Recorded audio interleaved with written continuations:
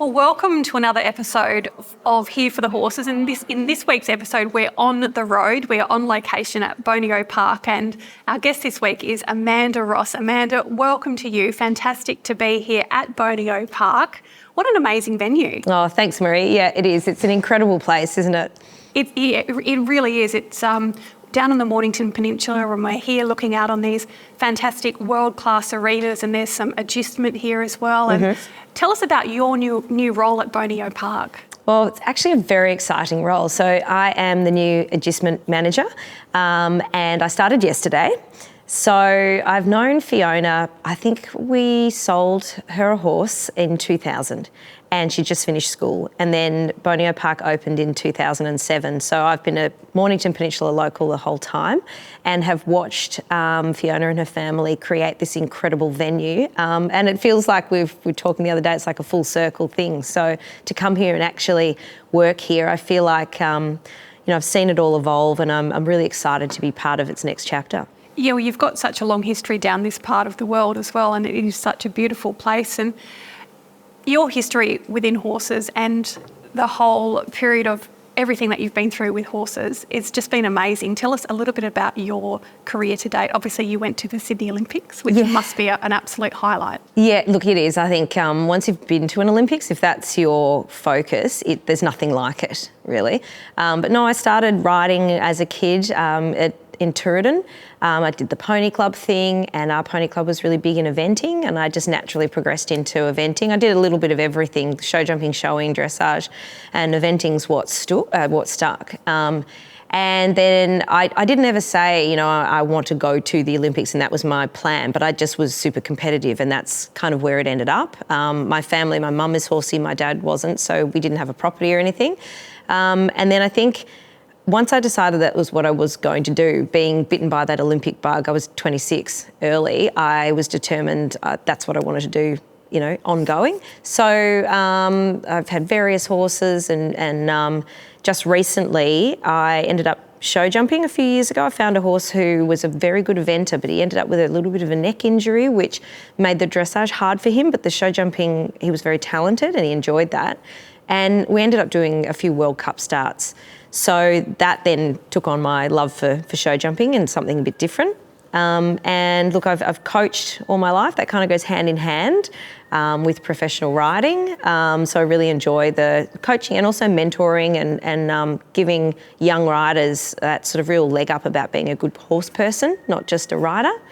There's lots. I don't know. That's all right. And I guess some of your best horses, and probably where you cut your teeth on, were thoroughbreds. So we're here to talk about thoroughbreds and off-the-track horses. And for a horse that's about to retire or coming off the track to a trainer, what's the ideal condition for a horse to come to a trainer? Would you prefer that they've had a spell, or do you want them straight after racing? What's the best, I guess, for people thinking about retirement for their horses?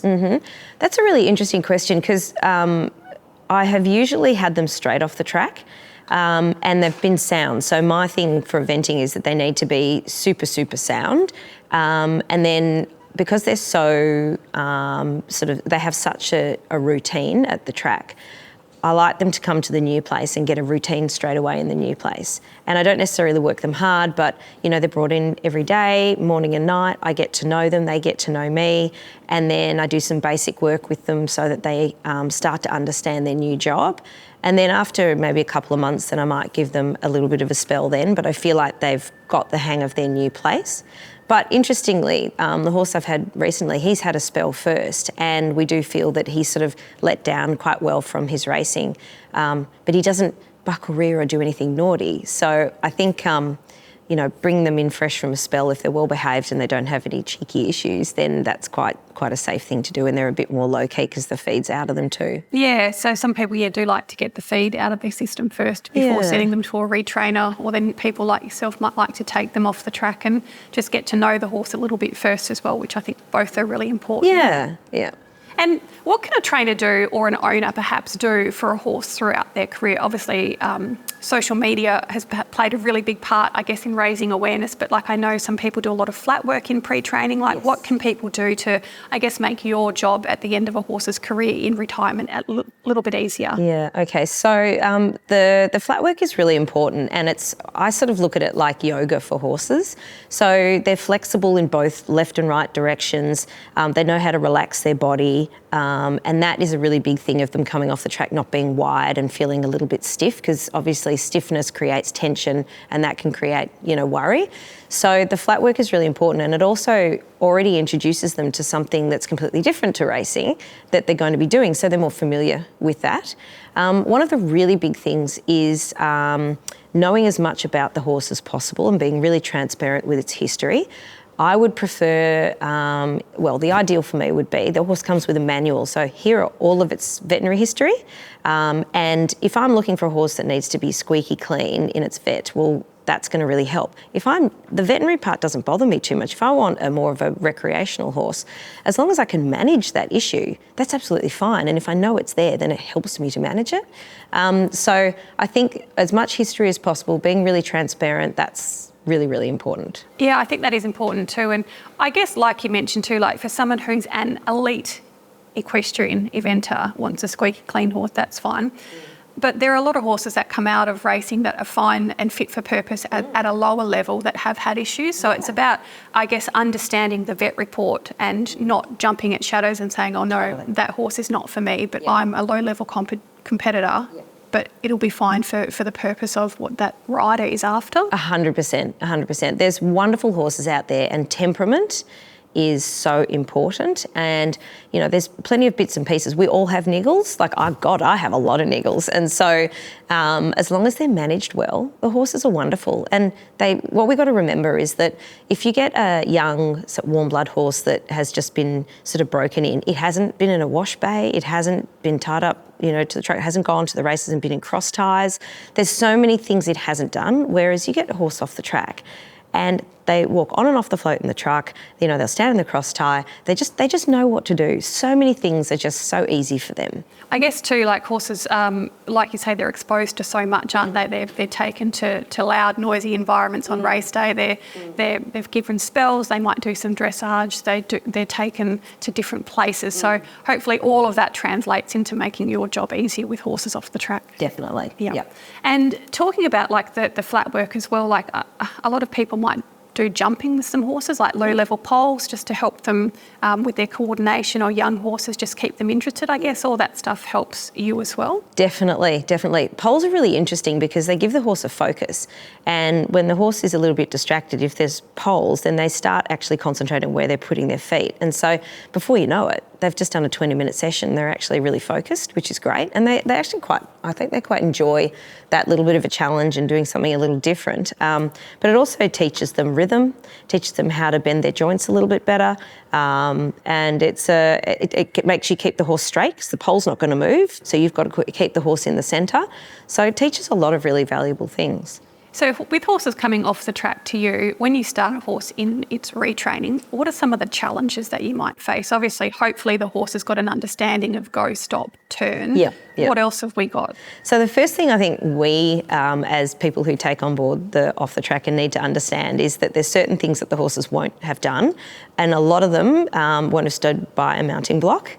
So, that in itself is something that you can't go in there and say, oh, he won't stand by the mounting block. I think we have to understand what the horse is familiar with, because he's going to be really good at those things.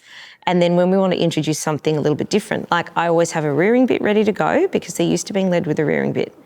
And, I may not really use a rearing bit later on down the track, but I need to start with the familiar things. I don't put a noseband on them because a lot of them don't wear nosebands. A lot of them have Dexter ring bits, and so the bit that they have will be more of a lock-up style or a mullen mouth shape. So I try to go with something that's as familiar as possible.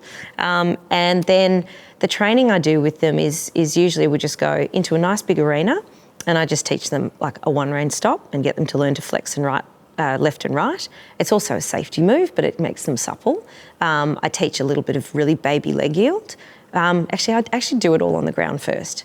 So everything I do on the ground is both management, teaching them how to go backwards and not stand on themselves, teaching them how to go sideways and lift their leg a bit better. And then they go, oh yeah, that's really easy, I can do that, rather than, oh, I'm going to stand on myself and I don't know how to do it, and I get a bit worried. So do it on the ground, then hop on, do the same things on their back, and then they relax and snort and they get it, and then all of a sudden you've got a really open-minded horse to work with. I think the backwards point is a really good thing to talk about as well, because we spend so much time sending horses forward, but they need to be able to just stand and then go backwards to manoeuvre away from objects or to get out of your space. Yeah, 100%. Like, there's a bit of an example is if you threw a whole heap of show jump poles like pickup sticks on the ground, a competent horse who was happy with his body and knew how to move himself could pick his way through those. Whereas a horse that doesn't know would panic and run through them. So teaching the horse to move backwards, and it's not a punishment to move backwards, it's actually moving backwards for a horse lifts its back. And it's like a really good physio move, and it softens their back. So once they learn to go backwards, when they walk forward again, they feel amazing, really soft and really supple. So by teaching them to move in these different places and relax, then it goes forward that they can pick their way through situations and feel quite empowered and confident and relaxed. And do you think as well just the ability to stand still, say we're looking here at an arena, like just for a horse to hang out and just have a relaxing time and just, I guess, absorb the situation that they're in? Yeah, oh my God, so much so. Like I've recently taken my new off the tracker to, I joined Adult Riding Club because I wanted to go somewhere that was very low key, that the horses could be exposed without any pressure of competition. And I didn't ride him. I took the saddle, but I didn't ride him because he just needed to go, absorb, stand in the yard, go for a walk. And it was all about what I did with him that day was what he told me he needed. So, you know, he then went home, I rode him at home, but for him that was just one experience, and we just take it as how much they need to see. And they're all different as well, horses, aren't they, off the track? Some horses might be able to cope with that. If it had been a different horse, it might have been able to be ridden, but it was good that you've got the understanding of your horse to say, you know what, he's not ready. Yeah. And it's unfair to put expectations on them that they can't achieve. And then you kind of set them up for failure. So mine's all about trying to set them up for success. Yeah, that's a really good point. Giving the horses positive experiences to give them confidence. Yeah, absolutely. What else do we have to consider about the horse if we've got a horse off the track? Obviously, they're coming from a racing stable or a spelling paddock into a new environment. Say I've got a horse off the track and I'm going to come and adjust it here with you at Boneo Park. What else do I have to consider? Obviously, diet is a huge factor. Definitely. So I try again to get as much information as I can about the horse previously. So my newish thoroughbred, I've asked what he was on in his racing feed and then what he was on in his spelling feed. If he had any, or not allergies, but anything that he reacted to that he shouldn't have. And then I start them on really sort of quite bland feed. So if they're used to having lucerne hay, grass hay, I use like a fibre beet, a speedy beet product as well. And then I had to work out what he wanted to eat. So within reason, I found a feed that would match his nutritional needs, and then whether he wanted more of a grainy feed or a pelleted feed. And then we just go by there. I would weigh tape them every day and make sure, if you don't have scales, that I'm keeping an eye on his condition. I generally speaking like to put them in a smaller area at first and not straight in a big paddock, because the last thing I want is them burning around and hurting themselves. So somewhere that's nice and safe. And also it's really important they have friends around, because they're generally used to being surrounded by other horses a lot. So not to isolate them, keep them comfortable and feeling like they're supported. Yeah, that's a really good point as well, because having the horse in a mentally competent and happy state, and they're herd animals after all. Yeah, they need some friends, and they, I guess, take reassurance from other horses as well. Yeah, definitely. So I've always found with the thoroughbreds that they're agoraphobic, so they don't like to be out in open spaces initially on their own, and then later on they do, and they don't care. But they like to be in a herd, which they should, like you said, horses are herd animals, and it's healthy for them to do it. But the more you have around, they create their own little posse, and then they're all pretty happy. So if I want to ride one and I'm going to take it away from its mates, I've got to either let it see its friends or bring a friend. Bring a friend. Yeah, tack up with a friend. Yeah, Yeah. that's such a good point, isn't it? So say like riding a horse out in the arena for the first time, you wouldn't bring it out on its own, would you? You'd bring it out with another friend or in a perhaps a group session. Definitely. Yeah. Yep. So it's all about building horses' confidence as well, isn't it? In their new environment, in their handlers, and just in their new situations. 100%. Yeah. And that's how we really set horses up for a good life. And I guess that good early education off the track and into their new careers. Yeah, no, totally. So if people are looking for a horse off the track, what's the best way to go about it? There's obviously there's retrainers, or they could come to a trainer directly and take a horse straight off the track. Yep. I think it depends on the experience level of the person looking for the horse. If you're not as experienced, I think the retrainers are a really good option. So with a retrainer, obviously, they get to take the horse on board and then they get to gauge it and assess it and see, who they think it's suitable for, and then retrain it, and then they can market it to the right sort of person. So I think that's really, really important, that if you're not as experienced, you go somewhere where whoever has the horse is going to give you all the information that you need. And, sometimes you don't know what you don't know. And they'll be able to tell you all of the things that you need to know and why that horse would be suitable. I think if you are more experienced, then you can go to a trainer, or if you have contacts in the racing industry, you can definitely choose your own. So I guess the use of retrainers, it is a really good way for people looking for their next horse to buy a horse that has had some education as well, and it's been correctly retrained for a period of time. Definitely, yeah. So the art of buying a horse off the track, they're all different shapes and sizes. They are. What do you look for? Oh, okay. So what do I look for? I have a type. So my favourite type is a real sort of leggy English stayer. So I'm looking for a horse that's quite compact through the body, has a really good conformation, so its neck comes out of its shoulder quite well, has to move quite well and be correct in its action, which would reduce the chance of injury. So then we're looking at a trainable temperament.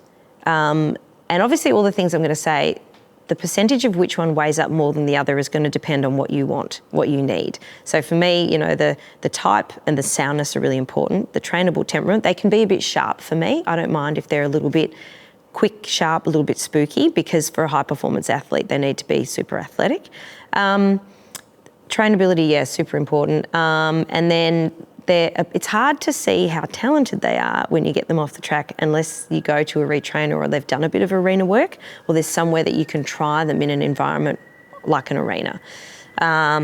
So that's probably for me, but I think degrees of soundness. So it doesn't matter so much if they've got an old injury, if they've got an amazing temperament and they're really suitable for someone that's a little greener or wants to do lower level stuff. Their temperaments are amazing. So if it's had a tendon injury or something like that, but it's been well rehabbed, you can have that vetted and you can make sure that you continue its management. Or some of them are so well rehabbed that they're never going to be a problem for the level that you're doing anyway. That's right. It's just about assessing the injury and making sure it's fit for purpose. Totally. Yep. What do you love about thoroughbreds? Obviously, they're incredibly versatile, but what else do you love about them? Oh, look, I think because I started on thoroughbreds, I like that they are quick thinking. And when I say sharp, I don't have to kick them very hard. They're good off the leg. They're light. So I'm a small 5'3" female. So I don't have to kick and push them around. They go for me. They've got an amazing work ethic. And particularly with eventers, they have to dig deep for you, and they do. And I think their endurance is amazing. So, they can go all day. They never kind of say no. And I've done them showing. They're very successful show horses. I've done Olympic eventing and reserve, or for world champs on thoroughbreds as well. And then I've been show jumping them as well. There's been World Cup show jumping thoroughbreds. So they can do anything. And then they're at Pony Club, and there's some in camp drafting, and then a lot of the polo ponies that are a bit smaller are thoroughbreds as well. So they kind of turn their hand to everything. Yeah, they do. That's a really good, summary. They turn their hand to everything. Yeah, different shapes and sizes, the smaller ones, polo horses. It's fantastic, isn't it? It is. They're amazing horses. Yeah. Okay, so Amanda Ross is going to look for a prospective new horse. You come to a stable and you're having a look at, here's my horse that's about to retire. Yep. What are you looking for? Okay, so I get the horse, stand him up in a halter, and I would look at him as a whole first up. And while I'm assessing him, I want to see how much he interacts with me and the type of interaction he gives. So a horse that's interested, smoochy, quite comfortable with people, he's been treated well. Again, looking for the conformation that I want. So compact, leggy, straight legs. I want to say for high-level competition, that can't have any tendon or soft tissue injuries, but, it depends on, if I'm not going to event, then I might not mind something that's had an old small injury that's been rehabbed well. And then I would walk it back and away, and then trot it up as well in a straight line, looking for soundless, looking for the way that they move. If possible, I actually like to put them on the lunge and see them move freely. And then someone else will hop on it first and show me it under saddle, and then I'll hop on and have a ride. And then, we sort of go from there. And if you like the horse looking at it, but you don't like it when you ride it, that must be a bit of a factor as well. You think, maybe our personalities don't match. Yeah, and I think some horses can be really beautiful but not feel the way I'd like them to feel to ride. And some other horses can be not as beautiful but feel amazing to ride. So providing that, look, we don't want to say anything is not a beautiful thoroughbred, but, if they're not as beautiful as the A-type horse, but you hop on them and they're capable and they're supple and they can be round and soft and they move with a beautiful floaty action, it doesn't matter if, providing they're still sound, that doesn't matter.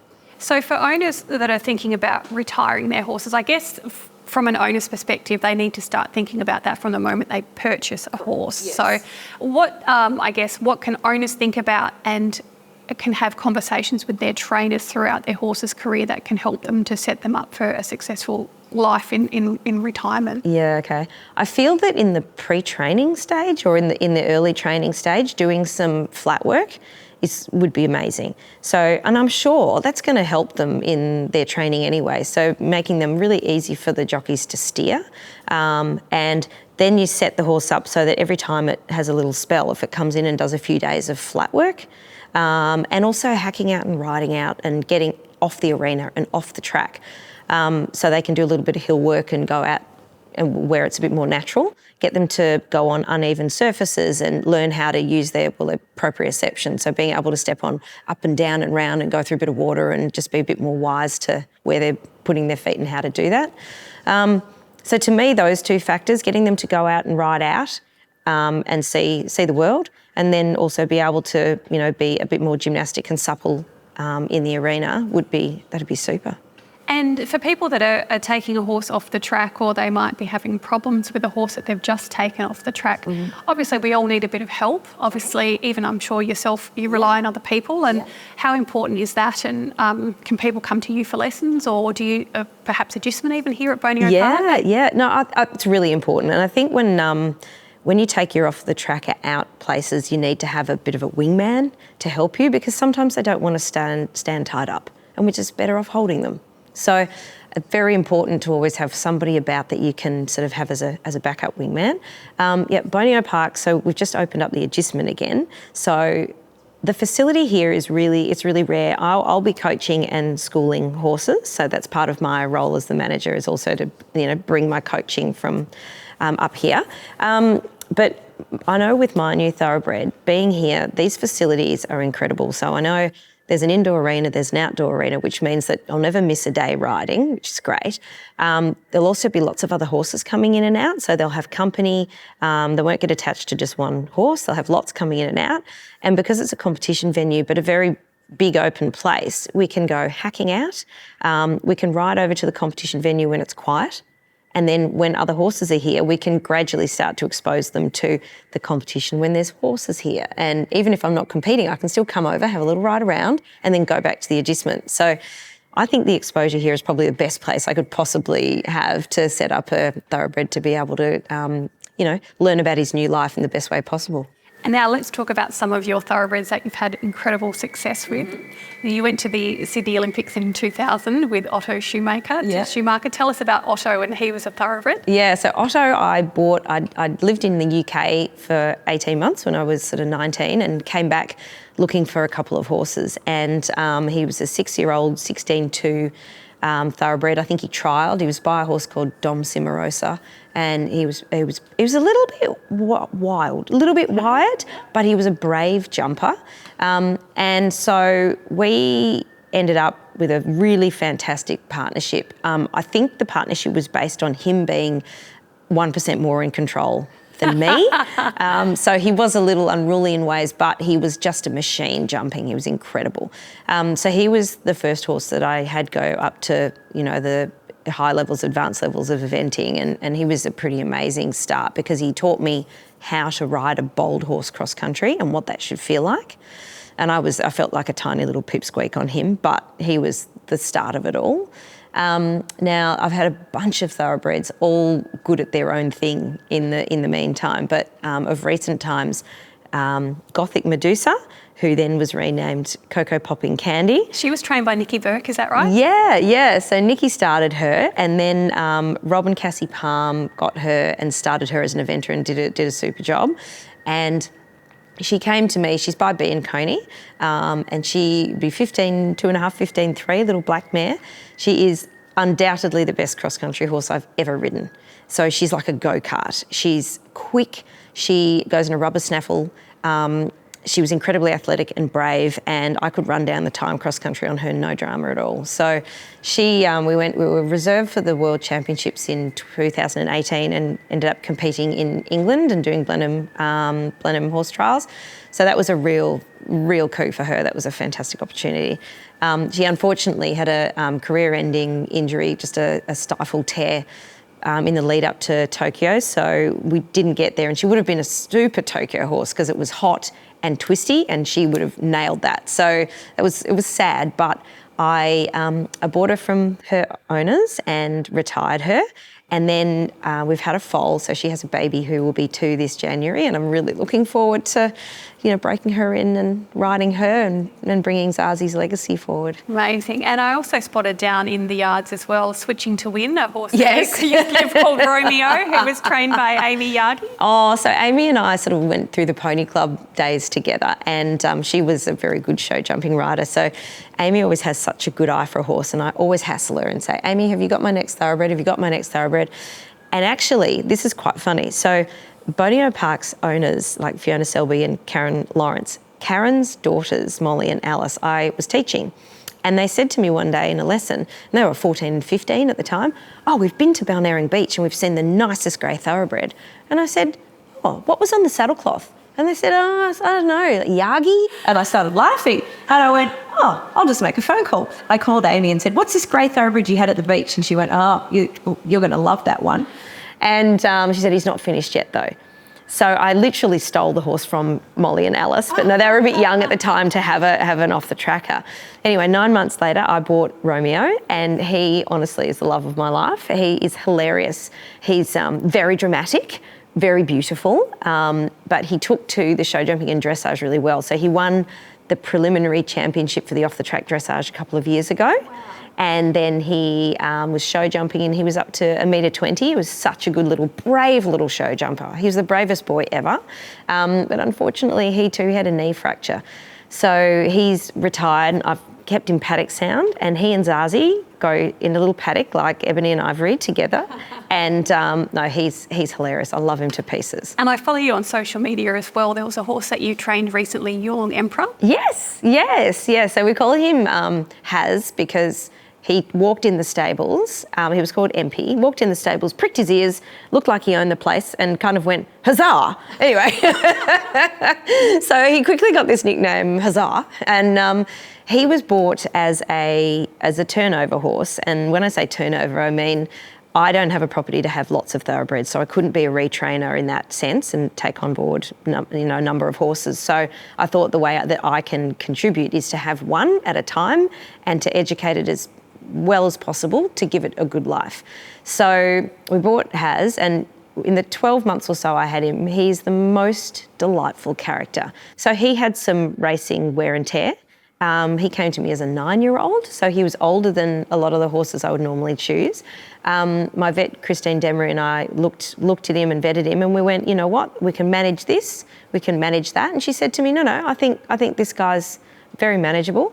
He has the most beautiful temperament, and he's just a horse who I just feel like, this is going to sound dramatic, but our souls connect when I stand next to that horse.